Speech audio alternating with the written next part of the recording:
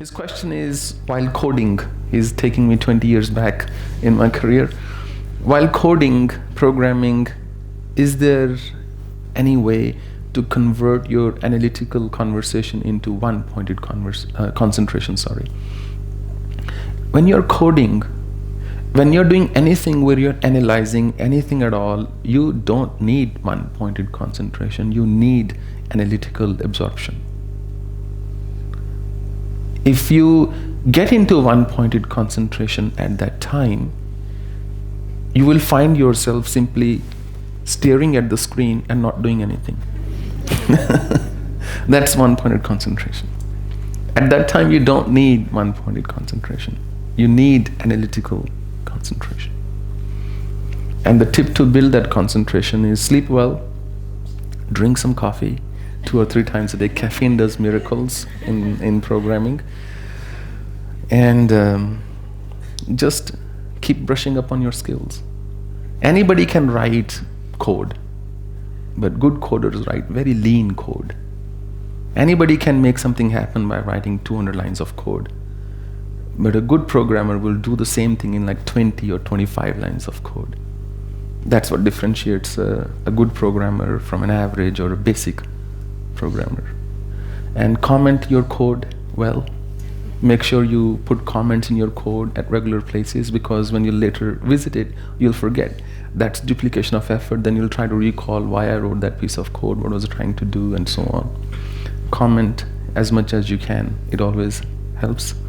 And the most golden rule, or the golden rule in becoming a damn good programmer, or just a very good troubleshooter in life, doesn't matter, personal, professional, interpersonal, social, any kind of problem you have.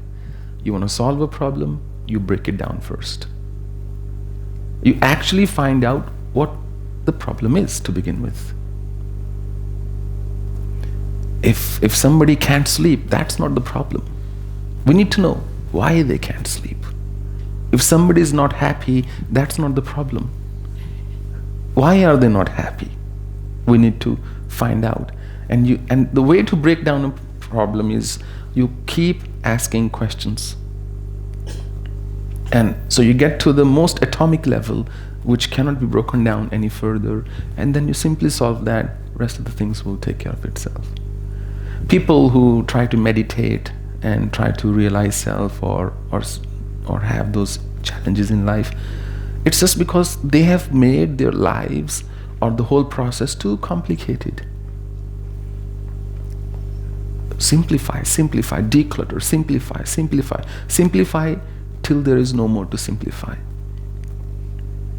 In my study room, it's the size of this. This is the size of from this railing, maybe a bit more, to that wall, till maybe till this air conditioner. In my study room, I have a treadmill desk, which is what I use. I walk and work. And I have a chair, kind of recliner kind of chair.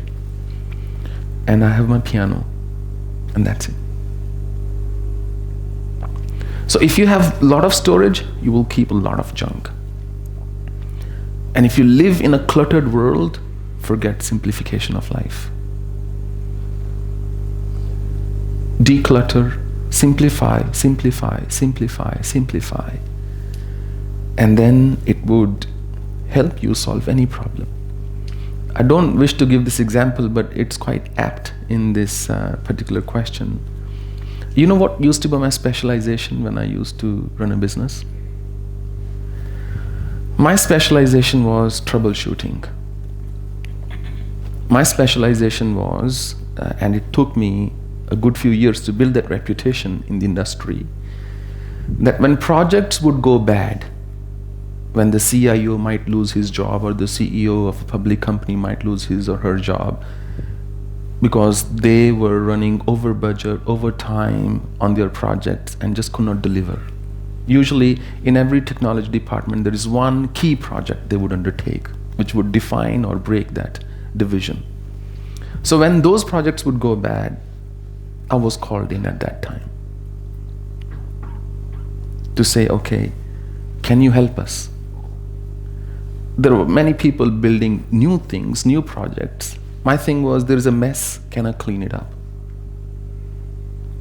And I would always, first of all, have a team of core people who traveled with me throughout the world.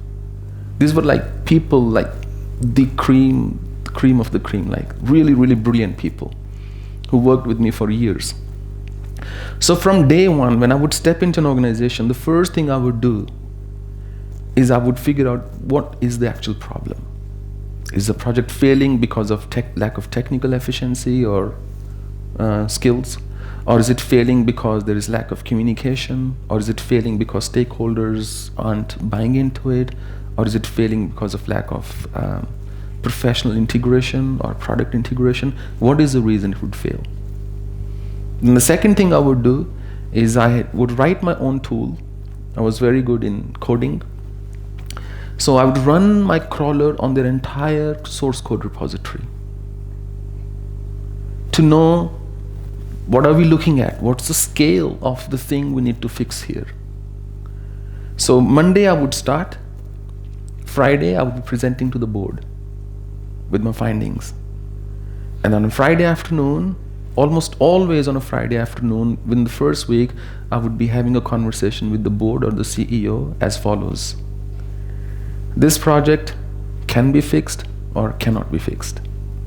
If it can be fixed, this is how long it will take. What is more important to you, money or resources? Like, do you have budget? If you don't have the budget, I can help you. If you have the budget, you need it in 6 months, it can happen. If you don't have the budget, it'll take 12 months or 15 months and so on. And the only reason I could deliver 100% of the time, 100% of the time, across the continents basically, the only reason I could do that is because I really, A, paid attention to breaking down the problem, really simplifying the core issue, and 2, it was, you need to understand you cannot succeed without taking a team on board with you. So you always need good people. You're only as good as the people around you. And psychologically speaking, on a different note, you're always a reflection of the top 5 people in your life. If you're going to surround yourself with good people, you will start to think like them, act like them, be like them, and perceive the world like them.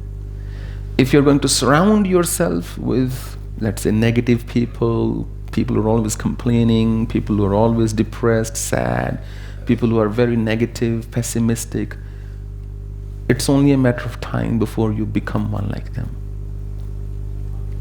So choose your company carefully. And it was I got a bit off track, but the point I'm making is you need to be very competent in what you do, and you need to break down the problem, and you need to surround yourself with intelligent people.